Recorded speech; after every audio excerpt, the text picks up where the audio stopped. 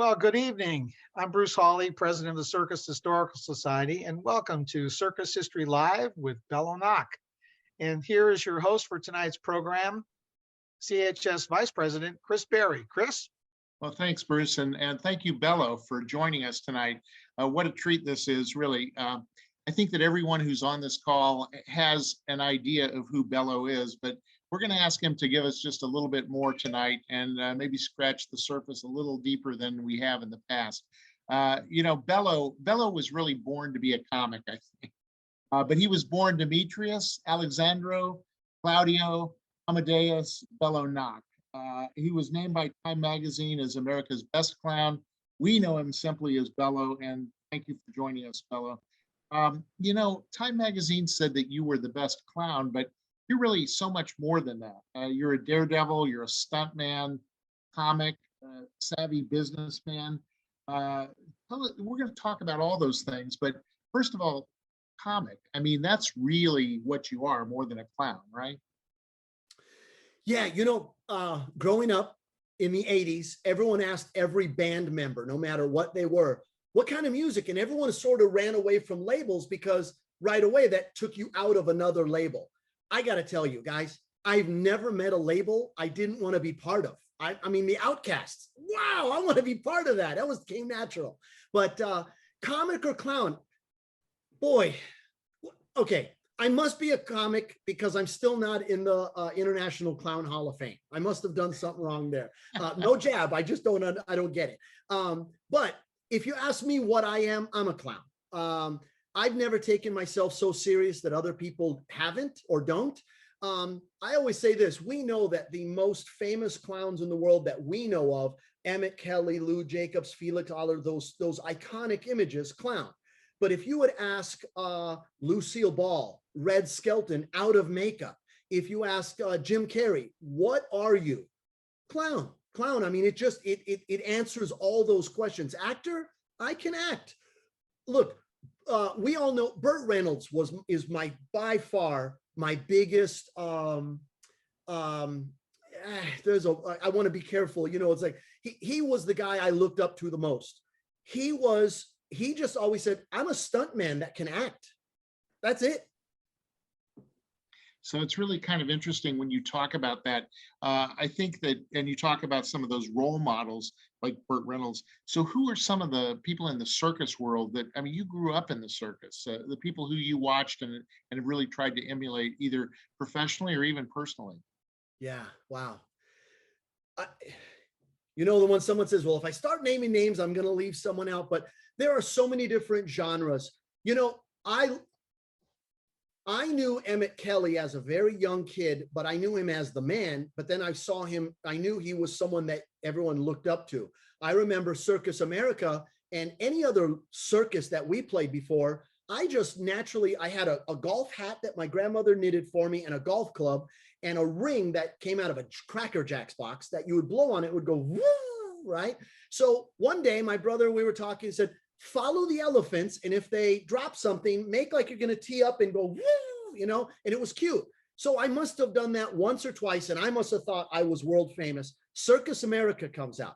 The who's who of, it was like 5 Ringling Brothers circuses together. Pat Anthony and Pat, it was amazing. Carl Walenda was there. Tarzan Zerbini, 3 different K-Jacks, 2 human cannonballs, the Walendas and Gene Mendez, 7 sway poles.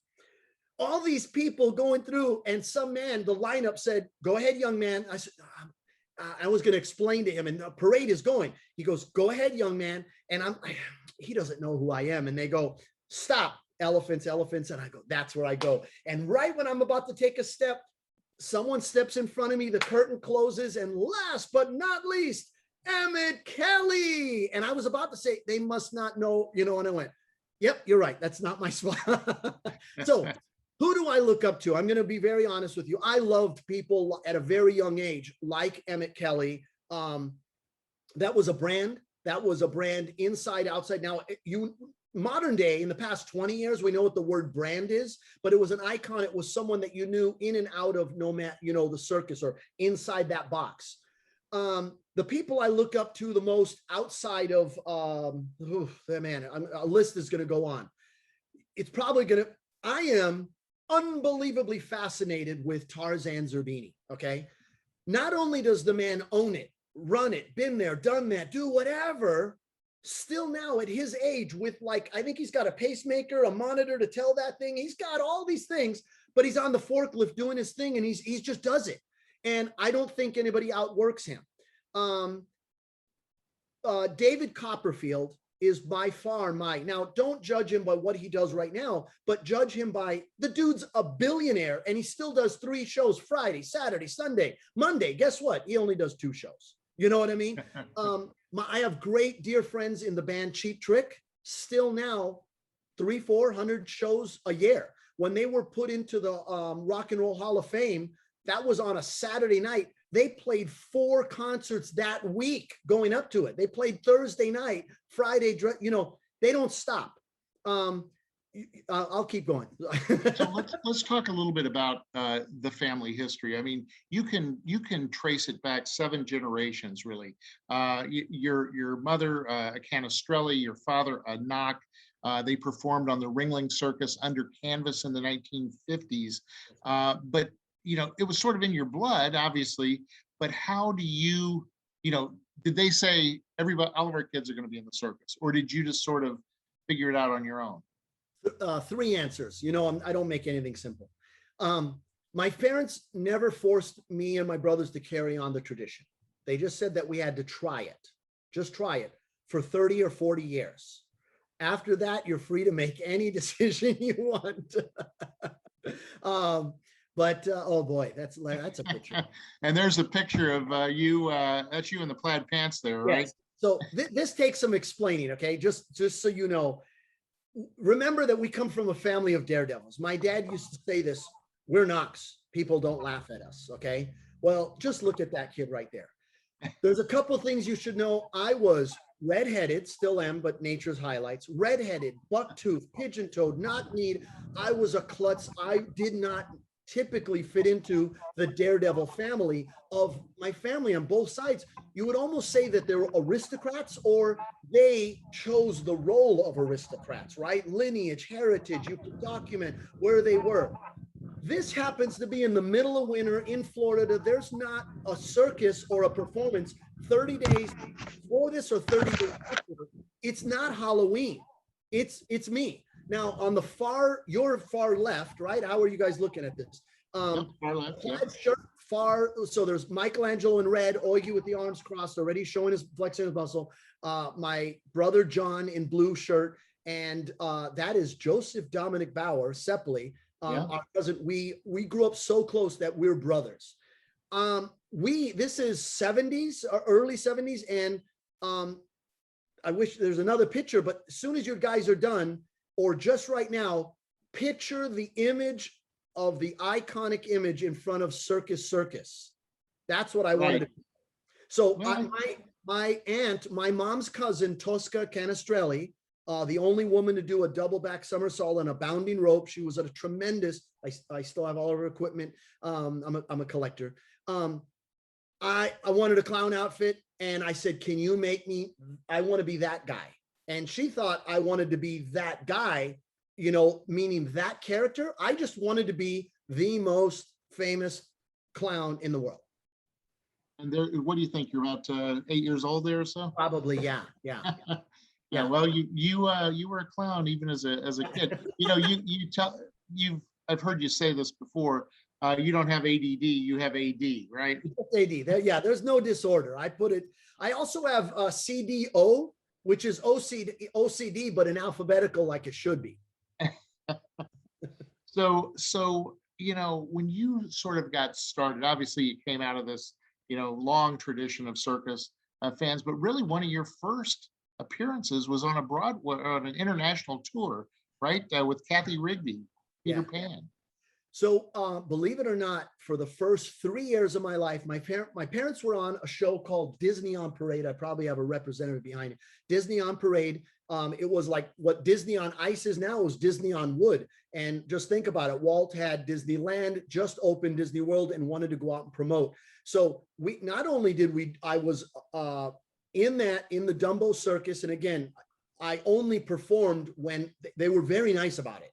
Because remember, this is post the Little Rascals and a lot of, so they were very careful about kids working. I had my own, I have my own, like nowadays, when you're born, you're given a social security number. I had to go get one to go work. And I remember my dad holding my hand and writing Demetrius. And I looked and I go, that's not me, you know? So I think I got that at like 3 or 4 years old. I only performed in the Dumbo Circus when I wanted to. If there was cartoons or something else I wanted to do, but I remember that as clear as day. I remember one morning, they didn't have time to put my makeup on. Buck Nolan, I mean, oh my gosh, I could go, I'll start remember all the clowns. They didn't have time to face paint me, and because it was an 11 a.m. show, and I was devastated. How could the show go on without me? Don't they know who I am? Who's this Mickey Mouse character?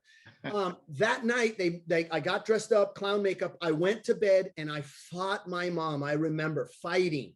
Don't take my makeup off. There might be a show tomorrow morning. So there were shows, there were many shows even as a kid, and you guys performed at places like Cypress Gardens, and it was like a Daredevil show kind of there. Were you a water skier at that time, or? Well, so it's really funny because how does look up our history, it's just sort of funny. I'm going to tell you, nothing happens by accident, and I believe this in business. Okay, let me back up. I love doing seminars of business. I love sharing anything because so many people, I believe it's very easy to be the tallest building in the world if you tear everyone else's down. But if you are a tall building and also support others. So I love sharing. You get work from work. Okay. You get a gig from a gig. My dad was, if I start going back, boy, I think we'll get to it. I'll do a circle of life, but we started working at the Tommy Bartlett Water Ski Show in Wisconsin Dells, 1977, 76, something like that, probably 77. And it was like a 2-week audition. And one thing I'm very proud about, I'm going to break away for a second, my family and even myself and my company, we have never worked for anybody once. There's no one and done. If we work for someone, we go back, we just have reoccurring. So I was a little kid who grew up, just think about how this works. A little kid from a family of daredevils and very awkward. Hey, the ski show director says, hey, you kids, this is Knox. You want to come down every Friday? I take all the kids and we go water skiing. My dad was like, okay, don't get hurt. I need them to do this other circus stuff. If dad told you to do something like hold on to the trapeze, you knew it was for dear life, hang by your toes. You don't mess around with that. You don't say, I wonder if I can do it. Well, the ski show director said, here's how you do it. Put your feet in here, hold on to this, and no matter what, don't let go of the rope. Okay, it's like a trapeze. Well, no one really makes it up on their first try. Neither did I. But what you do is you see the guy driving, it's like 12 miles an hour. So it's not scary. As soon as you see him fall, he loops around, and the quicker you can pick someone up, the more chances they get. I fell down, he gunned it, and my skis left back there. I'm not kidding. I was 11 years old. So I think I'm still now, I don't know if I'm now the world's youngest water skier, but now you can simulate it. You can have a boat and do a pontoon, you can have a pylon and raise it up. On long line, 30-foot rope, I just didn't let go. I was growing awkward. I had bigger feet than anything, usually it fit in my mouth, but he took off and he was going like 40, 50 miles an hour. And he looked back and like, where was he? I was water ski. I was, I just didn't let go. So here you are with all of these adults, basically, right? Or at least like 18 to 30 they're 18 year old to 30 water skiers, and everyone's right. And what happened? Well, they all said, let's get a crew cut, that military look. It looks good in and out of water.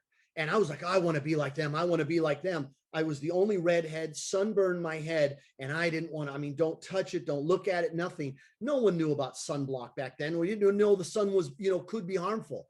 And then it started growing. And in entertainment, it's not a bad thing to be recognized, right? When you're a naughty or mischievous kid and you're throwing wet toilet paper at people and then they get caught and you go, it wasn't me. And they're like, come here, look at that silhouette right there. Yes, it was you. So then you became kind of a clown, as because you had this in your blood. I mean, we saw the picture a little bit earlier. But at what point did you sort of say, hey, this is what I want to do? I want to do comedy. Wow, man. I'm going to be very honest with you for a second. No, I'm always honest. I'm going to be very open for a second. I did what the family Daredevil stunts did. I loved that, but I'm not someone who fits into this box, and that's what I am. If someone told me you can no longer ever work in a circus as a clown, I'm going to go be a musician, a magician. I'm going to go find what other box I fit into. And I already have. I mean, I've won Acrobatic Society or Stuntman Association Legend Award. I've won music. I've produced music things. So I never let someone's no, you can't, or any of those words stop me from going and trying. What stops most people is the fear of failure. And that's why you have, I don't know how many Guinness records, but there are at least a half a dozen or more that you have had for many years, and probably they will never be broken. So then you go to the Big Apple Circus, right? I mean, that's really when a lot of us first saw you for the first time. Yeah. Let me, I'm going to do this real quick. My parents got hired. My dad was a smart man. He said, we're known as the sway poles, 4 sway poles, Knocks, but it's one act. We're not the type of people that go out and go, how many turns do you do? But if there was a second act like Little John on the chair balancing act, like right now, a chair balancing act, you got to throw it in.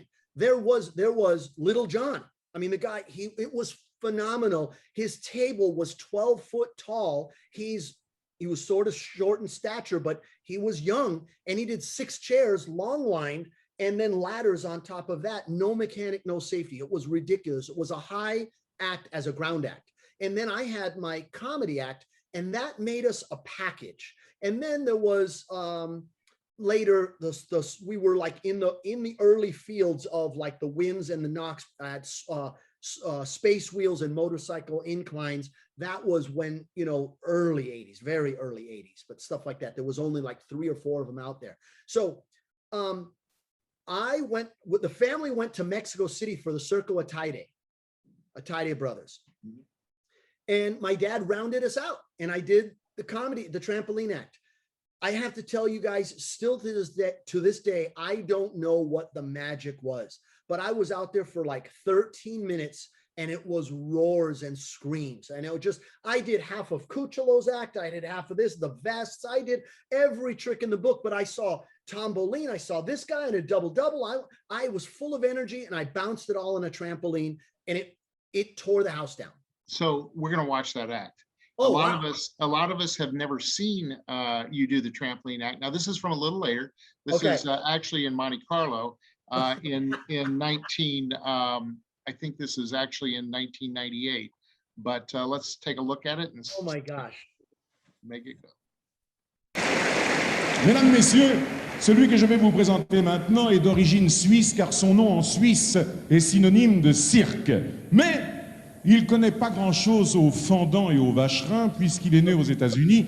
Il connaît le hot dog et le Coca-Cola. Oh, mais he comes from a Swiss family heritage.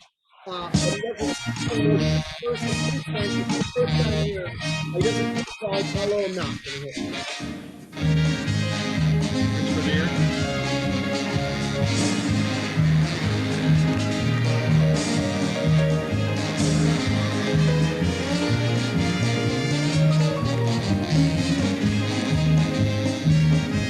Who's that, Bello?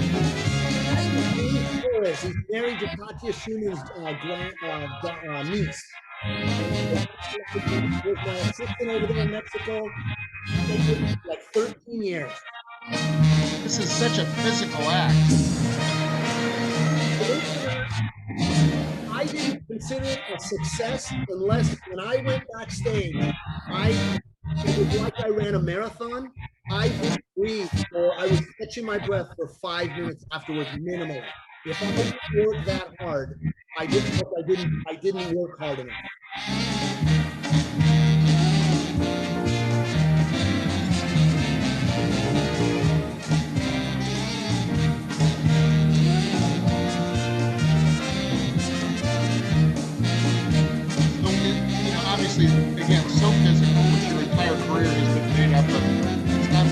are people. And the comedy aspect is really what makes it work, I think, for a lot of people, because there probably are better trampoline artists, I have to say, with all due respect, but this is a great act. I was natural to me. I mean, the one thing that someone else has coined or took ownership of this term, but I never gave up. I never stopped. And if I didn't succeed, you just get up and try again. You just keep going. And I always have I love, no matter what act I'm doing, I love telling a story in that act. So if it goes on TV, circus, seen it for the first time, but it has everyone tries and everyone thinks what I do is special, but that's easy. So I came on this with zero regard for trampoline, and I failed. And at the end, you finally succeed. And if you think of everything I do from the sway pole, the high wire, I've never stopped that story, because believe it or not, that's my story. I mean, well, here you are, you're still in your 20s at this point. You're in Monte Carlo with the greatest circus acts of all time. That must have been quite a thrill for you. It was amazing. It was amazing. We got invited to sit at the dinner with the Prince Rene and his daughter. With the royal family. And here we're, I had aunts, uncles, the Knie family all walking like, what are you doing there? Don't sit there. Come over here. You artists over here. I'm like, they told me to sit down here, let me tell you, I got hired to do this trampoline act, and they heard there was this thing called, they called it, I called it gonflable, inflatable. They call it Fat Man. And I didn't want to do that, but it was something I invented, came up with, a couple of years before this.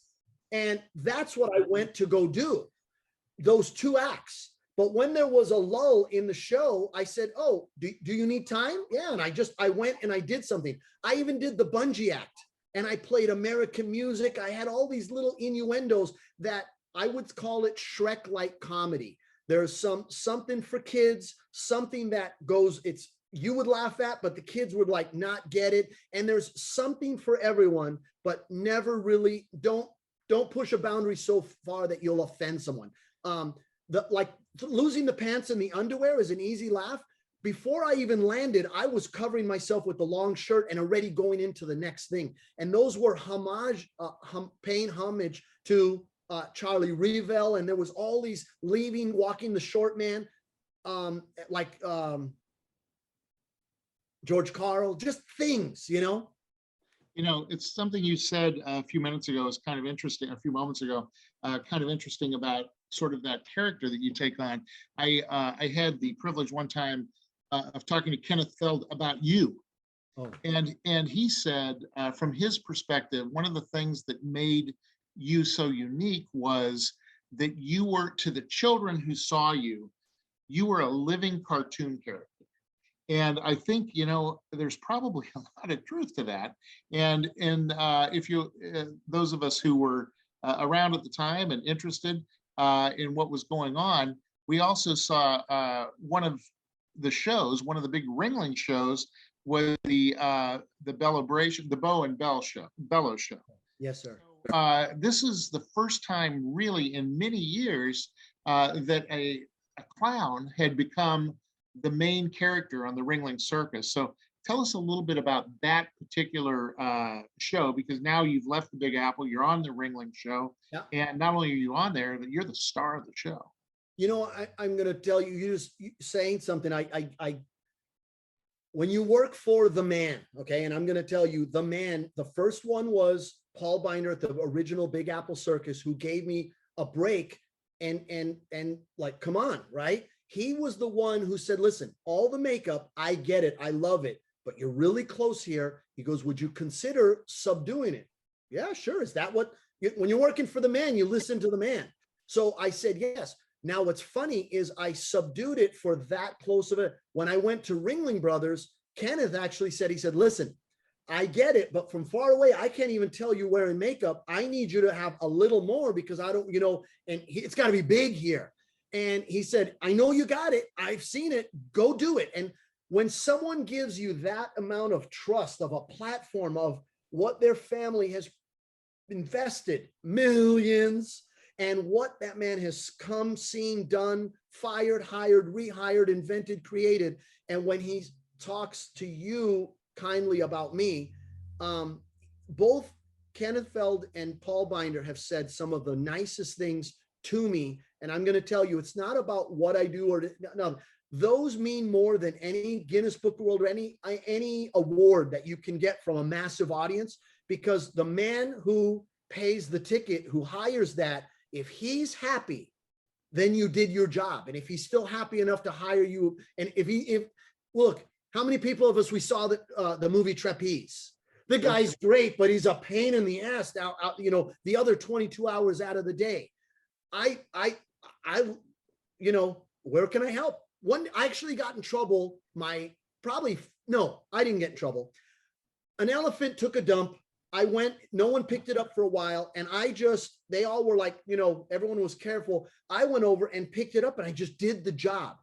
The GM walked over and told the floor boss and all your guys, if that man ever picks up dung again, you're all fired. And I went over to him. I was like, no. Wait a second. You can't take that away from me. We all pick up dung in different, you know, so I know I didn't answer the question. Well, speaking of elephants and Ringling, I mean, you and Big Apple too, you would get so much press nationwide. I mean, this is a classic example here of you know, bringing the elephant herd, the red unit elephant herd, under the tunnel into Manhattan, and look at all the people who were standing there. And I'm sure this was late at night. It was. They said that this was Bellobration, and they said it was the highest attended elephant walk ever. And they said it truly was. I mean, this is overwhelming for me to even say. I hope it doesn't come across egotistical. They said it was two huge things together on one. And they said you drew and the elephants drew. Ringling Brothers, they drew. That's who did it. I mean, when you know, I heard a Broadway producer say, you never know you have a show until you have a show. Now, every year Ringling put out a show and it was the greatest show on earth and their best show ever, right? But then there were shows that all of us went there and were like, wow, you know, and that happened to be one of them. I made some smart decisions. Kenneth made some smart decisions. Let me just tell you how far we took our passions, okay? The year before that, I did the first ever, when you think about it, a Wheel of Death, Wheel of Wonder in comedy, a guy doing comedy on wheel. Now, people thought it must be easy because but I had done that for 20 years before I broke off and did only clowning. So here I go do a new act. It was a wheel. If these were the rings like this, I have one of them. So if there was, it's on the wall. If the ring was like that, the body was straight, the rings were off like that. So it looked like yin and yang. Now, Kenneth said to me, I said, listen, I know we have signed another 2-year deal, Bellobration. I have these ideas I want to do. And he said, listen, you do whatever you want to do. Do not change the wheel act at all. Like, don't change it. It's good enough to do another 2 years. I said, okay, but if I've got this idea, can I do it? If it doesn't work, I'll shelf it. If it doesn't work, I pay for it all. If it works, we're 50-50. That was my deal. So how many years ago was that? I mean, you're still doing the act. I'm still doing the act. Not only doing the act, let me just tell you how great things are, okay? That was 2005, 2006 that I came up with. It's almost 20 years later at the time of this recording. This is what I came up with, and it was a wheel that worked as one, and then it broke, and you can do this.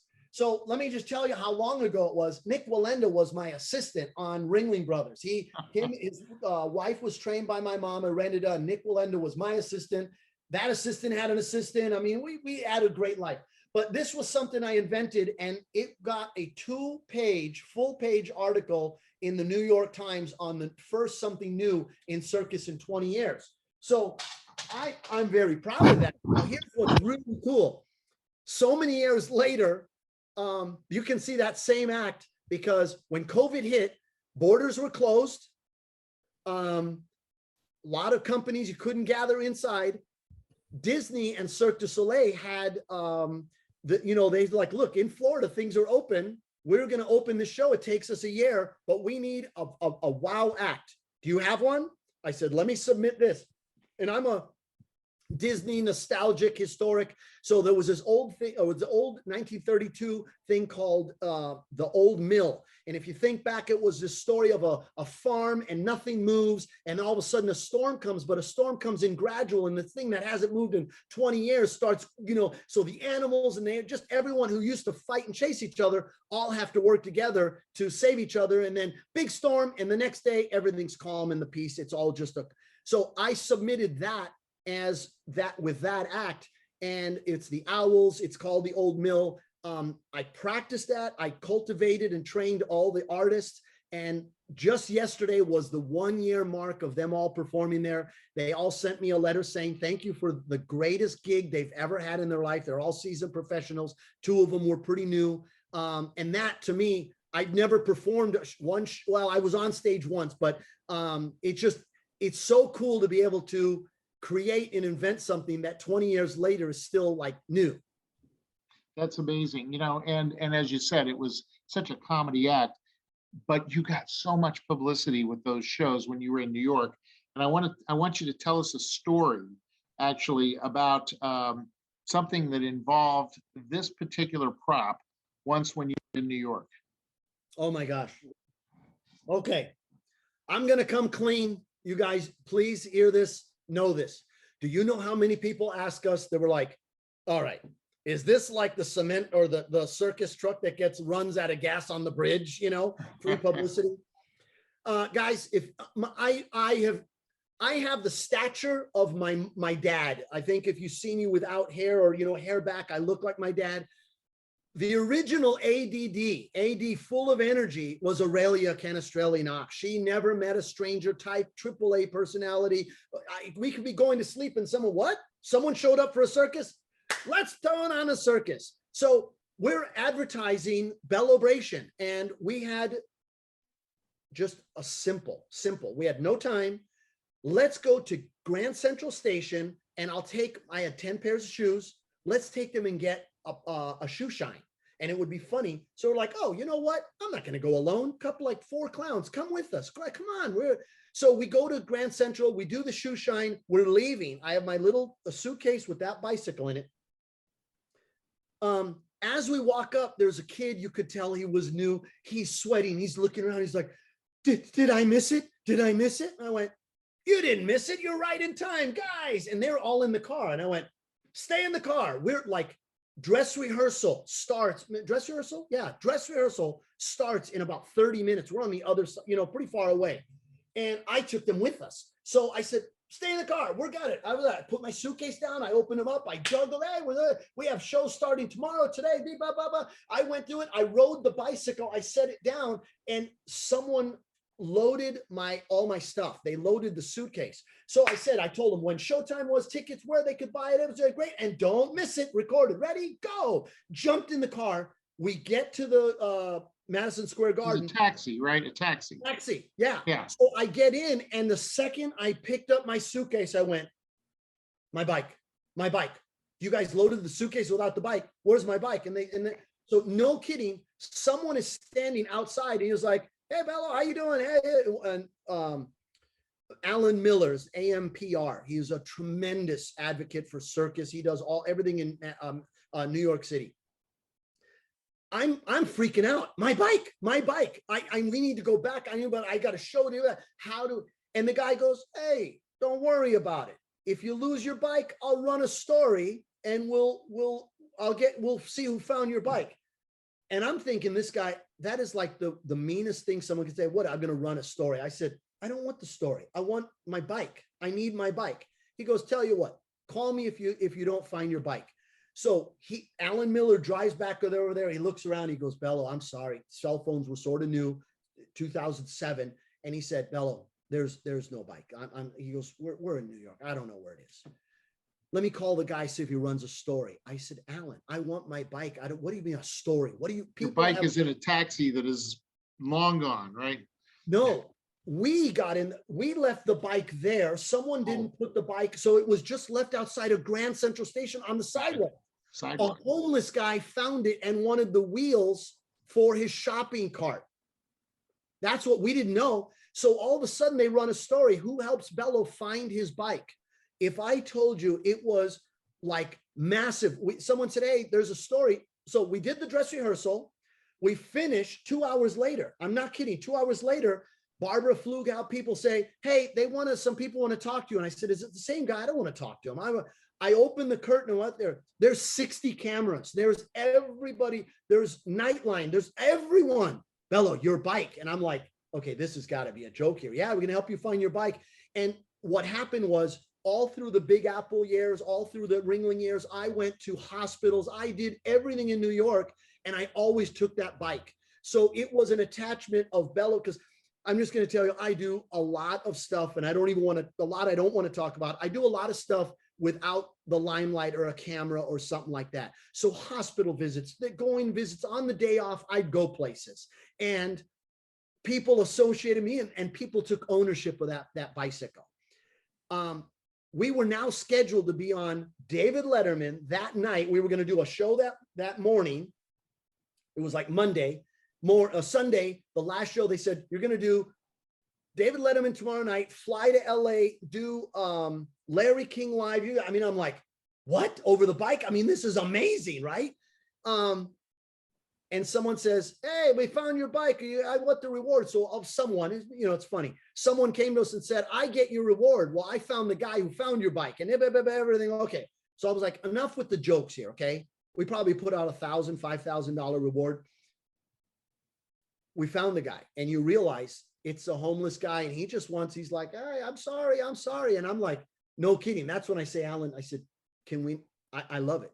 If I don't see him and I don't meet him, can we give him a job for like 5 days so we can run this media cycle, And then we looked at each other. We're like, yeah, I guess we can, then we really so we gave the guy his money. We got our bike, and it was an amazing, I still get asked, was that a setup? Well, it was a tremendous event, a media event, and again, it promoted you and the circus, and I'm sure sold a lot of tickets. Folks, you are watching Circus History Live. Our guest is Bello Nock. Circus History Live is a monthly production made by the Circus Historical Society, and we urge anyone on this call who's not a member to consider joining and going to circushistory.org. That's the website. You can find out more about it, and we hope you'll join us again next month. But Bello, we still have a lot of stuff to talk about here. So when you're in New York again, the media center of the United States, and you're a daredevil, we know that. And so this is what happens next. Tell us what's going on here. So, everyone says good luck on things, and there's no such thing as luck as when preparation meets opportunity. Now let me just explain this. This is post 9/11. My second time back at Madison Square Garden. So I did 2001, 2002. Now it's 2003. And we go for the opening night. And the guest ringmaster is Michael Bloomberg. We're backstage. Great. Guest ringmaster. And I open, and you're like, oh my gosh, there's like no one there. There's no one there. Was this second year, first year? Yeah, second year. Yeah. So 2002-ish. April. I said, so we went the next morning. He says, hey, you're coming to my radio station, 6 a.m. Don't be late. Okay. So I get there and we're sitting there. Okay, we're on a break. And I said, Mr. Bloomberg, what happened? There was like 2,000 people in a place that we usually have 22,000 people last year. And he goes, I know. He goes, Bello, you know what it is? People are afraid to congregate. He goes, as soon as things die down, settle. He goes, all it takes is one distraction, one nut job to do something. Everyone looks over there, forgets about it, and life will go on. We'll be back to New York City. And that's all it took. I just went like this. I went, Mr. Bloomberg, if I came up with something that is absolutely safe and checks all those boxes, would you sign off on it? He goes, sure. Tell me what it's like. I said, my brother's a helicopter pilot. We've done it 3 shows a day, 7 days a week from May to September. I do this. Can I please, would you sign off on doing it? He goes, if you can get it done this week, You got it, deal. Now that was opening night. We did this on like Tuesday or Thursday. Okay. 5 days later, I got off the phone, right out of the thing. I said, Eugene, how fast can you get up here? And he goes, a flight. And I go, no, how fast can you get a helicopter up here? He goes, I keep one in New Jersey right over there. Oh, I wow. said, fly up here, get here, file the permits. So he has still now the, it's called a live external load. Now you've seen this on True Lies. You've seen it in movies. It can be, there are people who can do live external loads, but he has the certificate of doing live external load on a continuous basis. He doesn't have to ask anybody. He just has to file for like your flight pattern and zone. We got sign off from him, Pataki, Bloomberg, and President Bush. And this is post 9/11. Wow. So, so tell me about the stunt. 30-mile-an-hour wind. So we do opening night. We do 3 shows Saturday, 3 shows Sunday. That time, I don't know why it fell on a holiday. We did 3 shows Monday, and I think we did this on Tuesday morning. Okay. And I don't know. I looked outside and I went, wow, look at that blue sky. But I've heard this whistle. We had an apartment in New York. It was overlooking Manhattan. And I heard this. Woo, woo, woo, woo, woo. I've never heard it before. Well, what it was is 30-mile-an-hour winds. So a wind chill hit in at, no kidding, with the wind chill, it was 30 degrees with the wind chill. But it was April in New York. You just never know when you're going to get it. But he filed for that day and we could do it. We had 3 days to do it, but we had no landing sites. So this is, guys, you can't make this stuff up. We took off like there were other places that were closer, but everyone thought, oh, it's Ringling Brothers, this and that. We need $10,000 just for you to load or more. And we were like, well, we're going to take off over here. We just paid for a normal 4 takeoff and landings. So we had to do it. We could have called it off. It was absolutely safe, but we chartered a boat. There was 5 other helicopters, NBC, ABC, and this and that. And they created a flight pattern that they all circled around us as we circled around the Statue of Liberty. What comes of it is there was a boat that when I kept looking at it and waving, and I'm smiling, posing at it, it was a boat of Asian. I thought it was our Chinese acrobats from the show. But when we got off, my wife called me. She goes, how come you were ignoring us? And I said, no, I saw the flash. And she goes, that was another boat. There was only 20 of us on there, but no one. So there's iconic pictures and videos, but remember, there's no cell phones. This is pre-iPhone, any of that stuff, right? So it was awesome. When we landed on Pier 31. It is the pier that the USS United States landed on. And my dad came to America in 1954 to work for Ringling Brothers. Amazing. What a story. We only knew that when we landed. I'm close to hypothermia because if you do the math, it's a long flight and you have to, it's not like you can stay. We had to be up at 1,000 feet. So, over water 500 feet. So I'm 500 feet. My brother was high, said, I want to get you there as quick as possible and back. We did 8 circles around there and back. I'm just on the cusp of hypothermia. We sit down and I'm like, okay, man, I hope I don't have to do it again because I need some time to thaw out if they didn't get it. And my brother just looks and he goes, what pier is this? I said, I don't know. And he goes, does that say 31? Yeah. What pier did dad come for with the USS United States? Charles Nock, Elizabeth Nock Bauer, Joseph Bauer, my dad, Eugene Nock. The 4 of them came to America. Then there's another picture. I hope you have it or we can find it. That's why I have that train car that's on my property. When Ringling Brothers closed, I bought the train car that they lived in back then. That's amazing. And here you are. I mean, you're an idiot, to be able to hang by 1 foot on a trapeze while a helicopter is pulling you around. I mean, you are nuts. Yeah. Yeah. Really amazing, the stunts that you have done. But if you don't mind, I'm going to tell you something because it matters to me so much. Okay. Entertainment, circus is entertainment, right? And entertainment, and if not humans, it's an ego-driven society, right? I want you to know that I did that helicopter for $0. I did it to promote Ringling Brothers because that's the job. I came up with building a giant clock, and we did it 2 days before daylight savings, and I rappelled down Madison Square Garden and I did the spring forward. So we got on the media that day, right? And hold on, that's on a 2 or 3 show day, and we're in New Jersey performing, or in Meadowlands. We're doing the show. Okay, I think we can drive through the tunnel, do that, set it, preset it the day before, go back, do 2 shows, go back over there. And then you were in the paper. It was all a little bit of, I made friends. The circus, once you do a job, handstand somersault, you do the show, it's like doing 5, 6, 7, 8, go through them.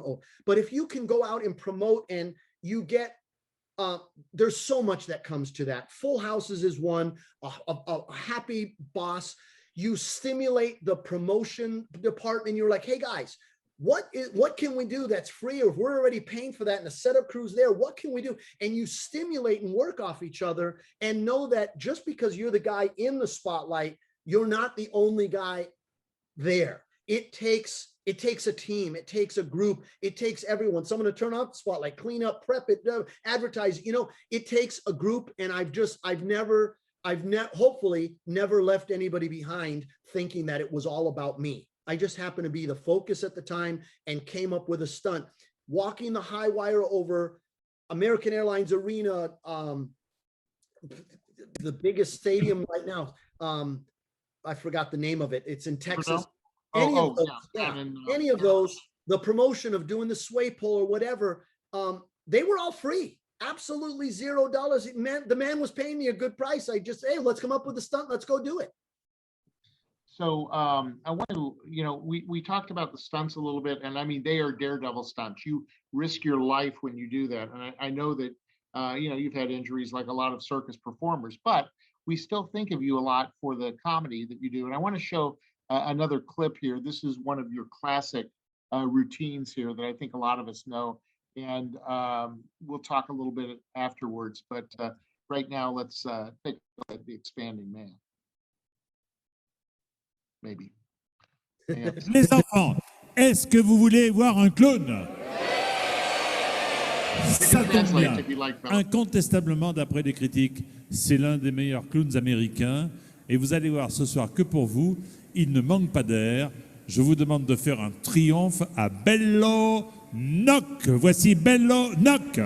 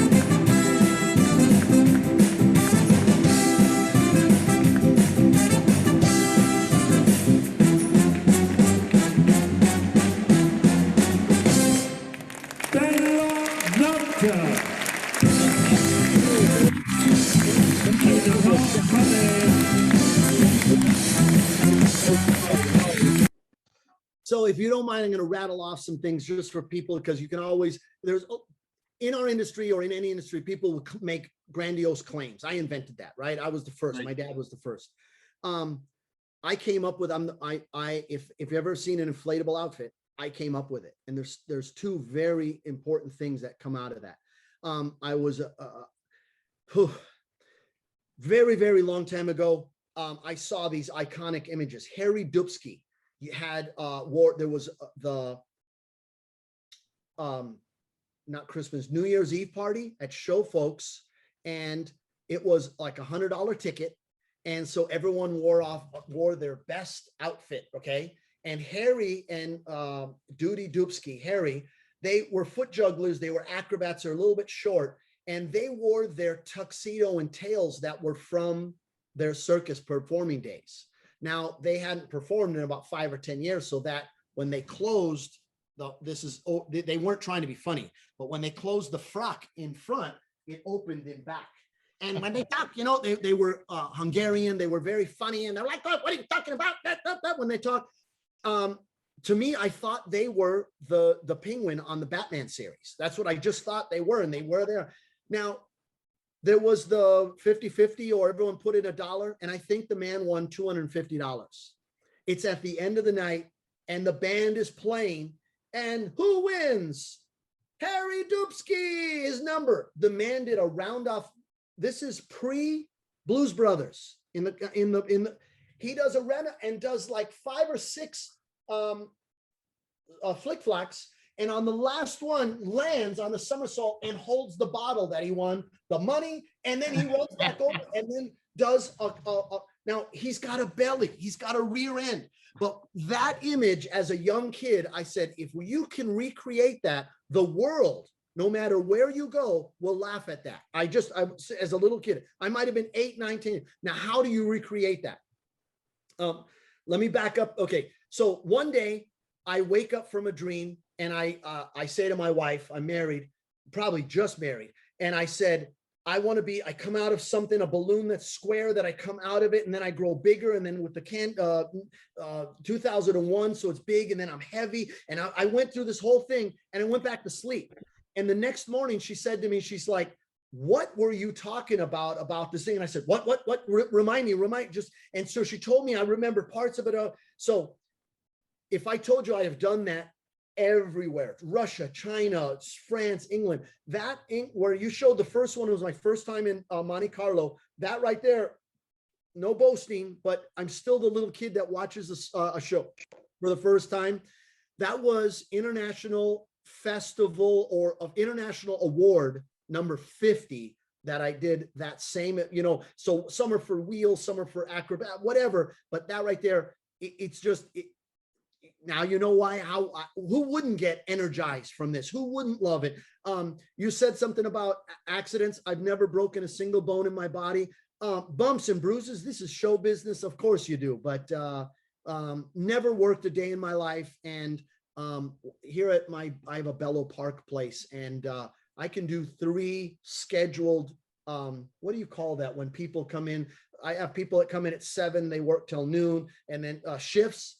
I can work 3 different shifts of people I hire, and after we're like, can we go in now? Can we? Like, yeah, sure, go ahead, take the rest of the day off. I'll finish. So, you know, you talk about building the suit, basically. Yeah. The stuff that you do, these are not things you can buy off the shelf. I mean, you have to fabricate a lot of these props too, right? And like the wheel that you showed. Where do you do that? I mean, you come up with you dream up the idea, but then you've got to find people who can do it, right? Yeah. And then you run into shops that don't want to build it because of the liability. And even though you say, okay, it won't break, but if I mess up and fall off it, that's on me, right? No, we're not gonna. So I built myself a shop here at my place and just started building our own. Or you start building enough pieces that people don't know what you're doing. I still do. I'm going to share some things with you guys. I don't mind because, one, it's the truth, but most people don't. Everyone wants to talk about their successes, and sometimes in your not failures, but not, you know, I didn't win gold. No one wants to say I came in 3rd and there was only 3 people in the race. I never finished high school. I never graduated high school, but I knew what I wanted to be. I mean, I got in trouble all the time because I was practicing my craft, being a clown, a daredevil, a stuntman, all through school.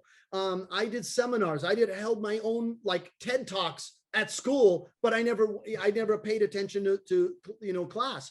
But I have said to 3 different forms of engineers, like this piece of equipment that I brought to, you ready for this? There's a partnership with Cirque du Soleil, Walt Disney, the company, and Walt Disney Imagineering. And I said to the guys, I said, I'm no engineer, and as I'm talking, explaining to them, one man says, "Excuse me, sir, please don't ever say that. You are every bit of an engineer. You just didn't get the certificate that we did, but you are a hands-on function. We've not seen how we put this and this together, and it worked the simplistic of it." I was like, okay, thanks very much. Now, can we get back to it? I mean, just, the credit, I don't know. I love it. So, you've been doing this for a long time, and you look at the physical aspect of your act or acts that you've done. As far as I can tell, you haven't slowed down at all. So tell us a little bit. I want to hear a little bit about what you're working on right now, because obviously you've brought your daughter Annalise into the act, and you perform together. You've been on, national television. You're performing internationally. I know you were in Italy last week. You're on your way to Saudi Arabia soon. So tell us, when we started off the talk today, I was talking about the fact that, you're a comic, you're a daredevil, you are a savvy businessman too. So tell us a little bit about, what's happening with Bello Nock now and what's going to happen in the future. So thank you for that. If I, slowing down, if I was in competition, yes, the next 20-year-old kid, I don't know that I could keep up in a race or performance with a 20-year-old Bello, but I can use all that experience and still be as effective or more. Or I can say, there was all these things that I've come up with, created, and never did because they didn't fit the setting, the character, whatever. When you turn 50, which I recently did 3 years ago, tomorrow's my birthday too. I'll turn 54. Congratulations. Happy birthday. Thank you. I decided to turn me to we. Now, I have been doing this for many, many years. I don't know if that shaking is me. Okay. So I don't know if people know this, but I live in Sarasota. It's a place called Bello Park. It used to be called the Funny Farm, but this housed Nick Wallenda for 4 years. He lived here, lived on property. I found the resource for the high wires, the company that made them for the Niagara Falls, was Grand Canyon. So I've been a support or a help to a lot of people. And I don't need to say, hey, look at me, because I mean, look behind me, there's dolls, there's bobbleheads. I get that thrill. And then it comes to the point where when 50 hits you, you start going, oh, there's probably more time behind me than there is in front of me. I don't have to slow down. I'm just going to continue being me. But there's also something that happened to me 5 years ago, other than trying every day to be the greatest husband in the world, been married 35 years. I hope I got that right. 36 years this year. 3 kids, 3 adopted kids, and been there. I don't care if it's the welcome mat on someone or you get left behind. I don't know, whatever it is, that's not what I do it for. I became a grandfather. And for anybody out there who knows what it's like to be a grandfather, I don't have to explain this to you, but if you're not, just wait, because if you knew how much fun it was, you would have had them first. I don't say no to anything or anybody. I will ask someone to wait so I can take care of my granddaughter. She's still now at 6. She's going to be 6 December 20. She still sleeps in my arm. She is, the light of my life, other than God, my wife. And then I have 3 kids, and they sort of took, 2, 3, and 4, because she took the number 1 spot. You talked about your faith, and I know that that's a very important part of who you are too. A lot of people don't know the work you do for battered women and things like that, because you kind of keep that under the radar. But just tell us a little bit about that so that people can know a little bit more about some of the things that Bello does outside of the circuit. Thank you for that. Everyone does what they do to make them, some people want money in a bank. Some people want gratitude. They want billboards, whatever it is. I have an unbelievable wife, and we've just had a lifelong commitment of being lifelong believers. And if we never talked about it, we want people to know it by our actions, not by our words. And I have this beautiful building that is a warehouse of circus props that's 50 foot wide and 100 foot long. And it's on my property. It was a dream. When COVID hit, my wife said, hey, you always talked about I always joke, when we have the time, we don't have the time. And when we have the time, we don't have the time. She goes, you got time. Do we want to do something a little more? Yeah. We turned it into, I hate to call it a church. It's not a church. We don't do anything on Sunday because I don't want to compete with any other, but every Tuesday is this thing called Bonfire. My wife and this wonderful lady named Bonnie Kelly, just like Emmett Kelly. There is probably anywhere from 80 to 180 women that show up from different churches, different denominations, and they just do, I'd hate to call it a Bible study, but it's a gathering. So we turned our place into a climate-controlled, air-conditioned, seated area, whiteboard, LED screen, everything. That is a place to commune. And most of them are, I mean, they can be older, they can be young, but it's just great. I started a men's group that only meets once a month, and I get great speakers. I'll tell you how much it matters to me. On my birthday, they asked me, what did I want? What did I want to do? I was like, it falls on a Tuesday. I don't need a party. Let's throw a party for all these people. I'd love to speak and share that day. And so it's on this coming Tuesday. We also fund a couple of things that are just, I'm not going to say I'm sorry to talk about them, but if you care to go on to Prodigal Daughter and look it up.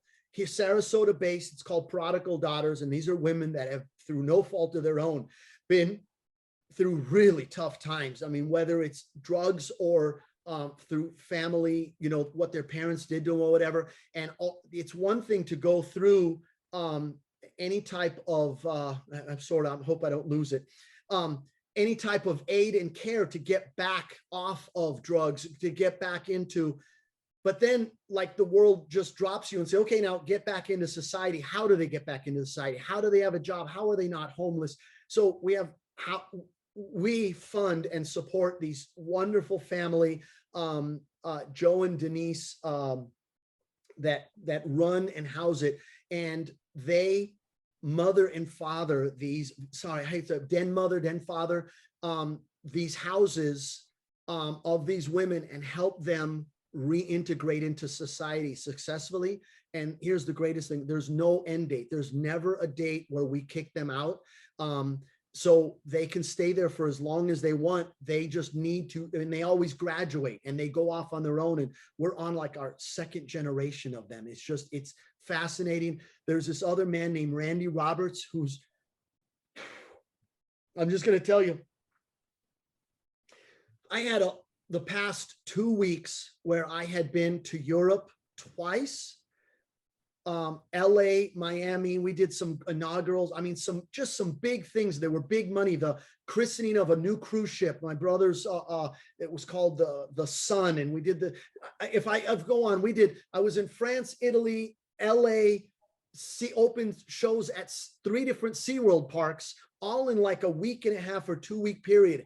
And I thought I had accomplished a lot.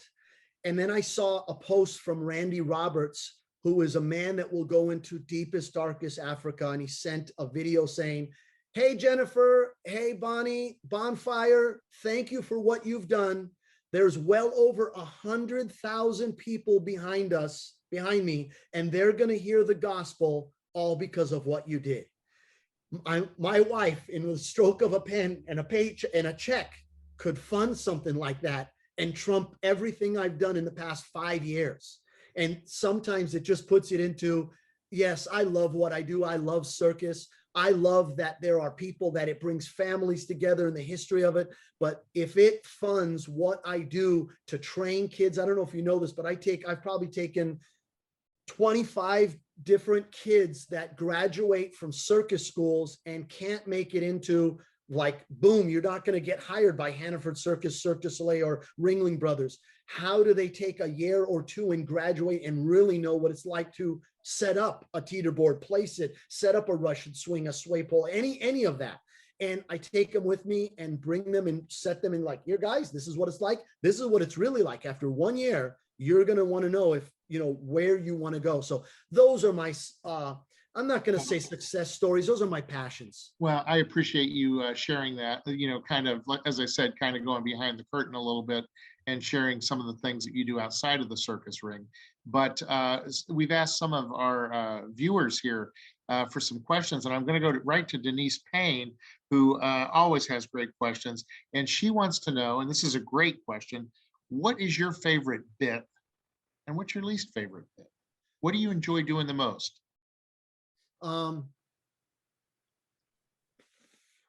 So I have never met a place, a location, a situation, an act that I didn't love. I know this is not dodging it, but everyone always asks, what's your favorite country? What's your favorite place to work? What's your, like, no matter how great it is, within 3 to 7 days, it's over. 6 months, it's over. Your contract, 2 years, it's over. It's going to change. The town, it's not that great. Shop, or whatever it is, it's going to change. And if you love something, you know, you don't know how much I love my mom.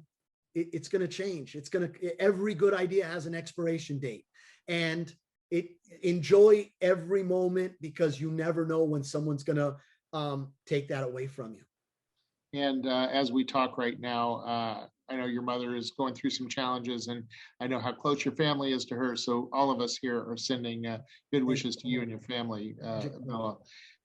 So Dan Lyon has a kind of an interesting question for you. You and Annalise obviously had tremendous success on America's Got Talent. I think you were even on Britain's Got Talent too. Yeah, so Daredevils, acrobats, other circus performers, huge popularity right now, you know, on these programs. I think that some of us who have followed your career were kind of excited, you know, obviously we were to see you on America's Got Talent, but it seemed like, well, this guy's been around for 25 years, you know, it's like he's not really an overnight sensation, even though you are, you know, you've worked very hard to get there.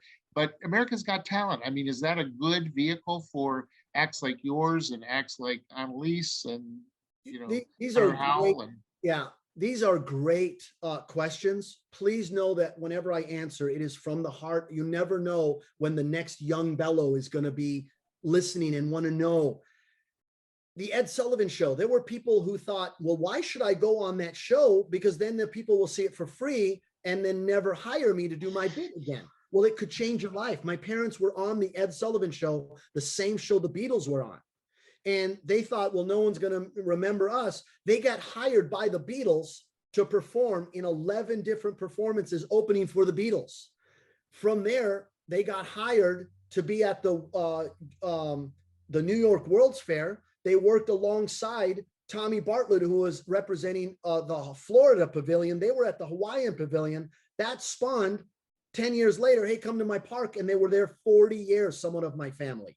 Walt Disney was there, saw my family, and then it started in the 60s, or late 60s, 70s, of years of working for Disney.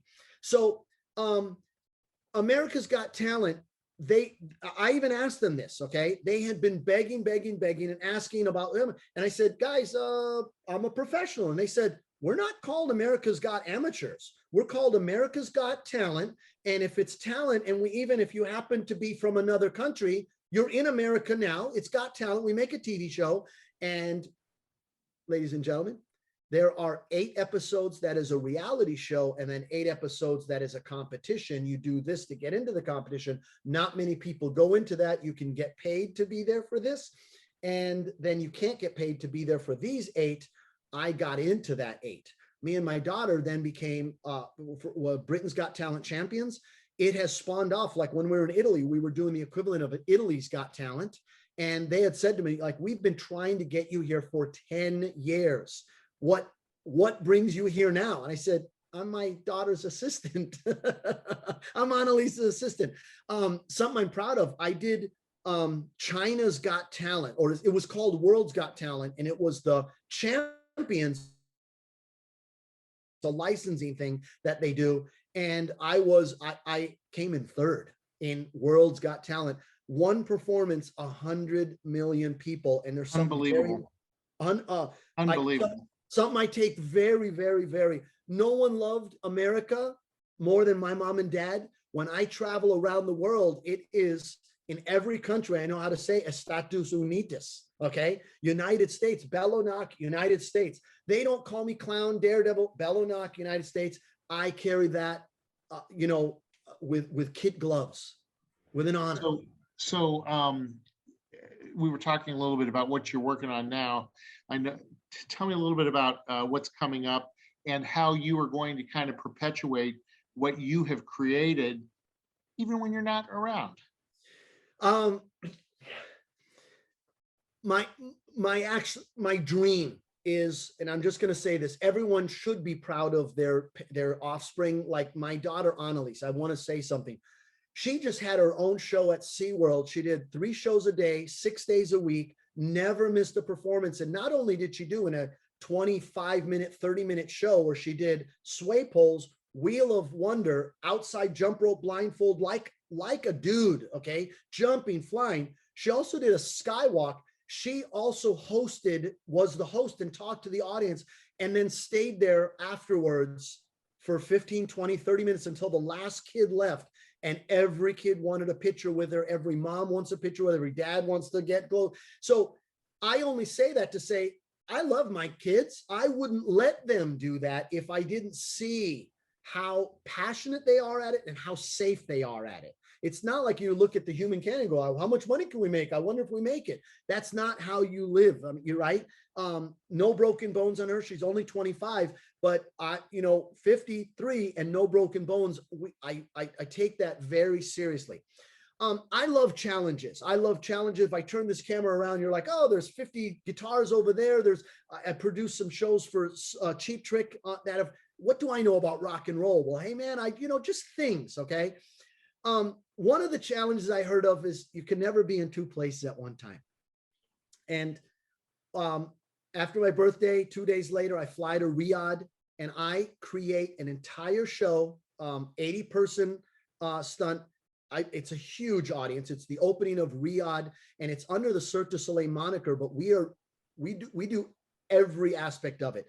16 FMX jumpers, 8 sway poles, a big Jade Kinder Martin on high wire on fire, 4 of the aerospheres. I mean, this big old, and we're telling the story of Riyadh, Saudi Arabia, the country.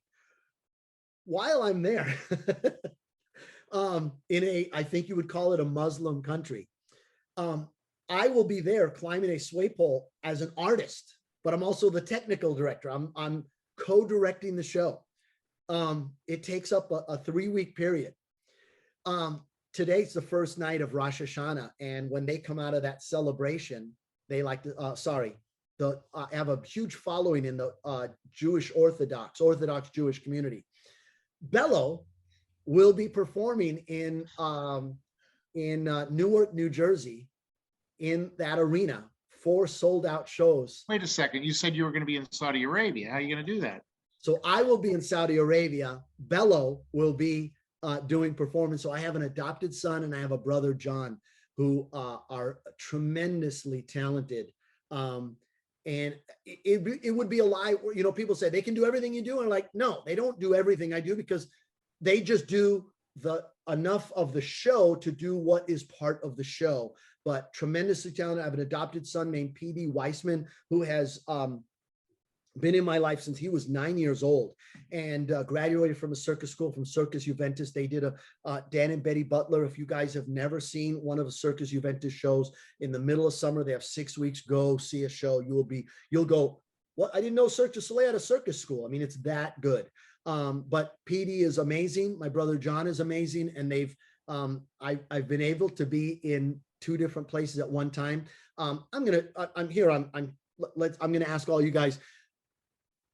We don't have to keep it a secret. I always say I never keep any secret to the person who hires me or who we do go into business with. The truth always comes out. There is in show business, what 3 people know is no more a secret.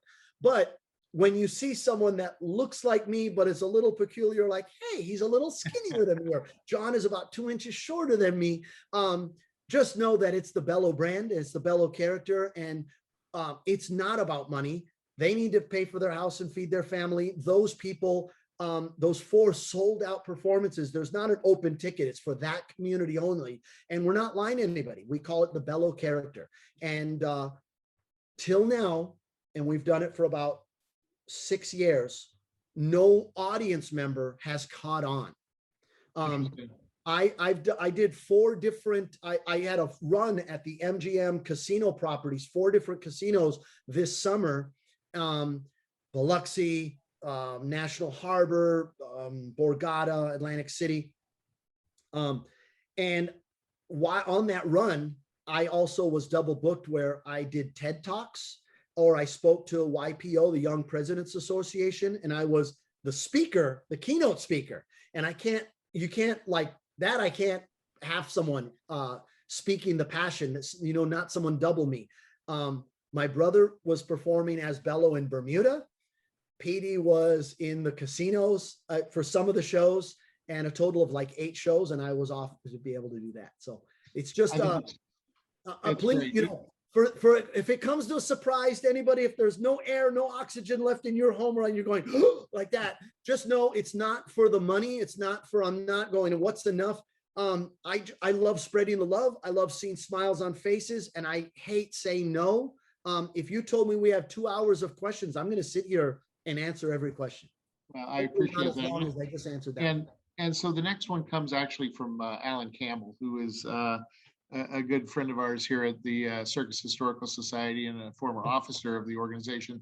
And he, his question is, how do we know where you're going to be performing? I mean, how can we follow you? How can we know if you're going to be performing in Biloxi and places like that? That is the probably one place other than remembering to take out the garbage. I probably fail that a lot because I'm a strange guy. You don't have to agree with me, everyone. I never like to talk about what I'm going to do. No one ever built a resume on what they're going to do. I also don't like to hurt my shoulder patting myself on the back.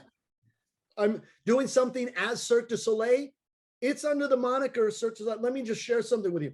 We have this unbelievable company. It's called Opportunity Knocks. And it's me and my wife and about 4 other people, employees, but that are year-round employees. But we're a white label industry, a white label entertainment company. We have won brass ring awards from IAPA, and it was like in Universal Studios Japan, and that company and they were like, hey, we're going to pay a little extra to get you the certificate. Do you want? Okay, thanks. We did the entire thing, but they were the producer. We've done SeaWorld shows. Like right now, we had 3 different shows at SeaWorld this summer, and SeaWorld was the producer of the show, even though they said they wrote a check. They told us what they wanted. So we love it. I have an unbelievable wife. She is creative. We believe in something. Again, I'd love to open.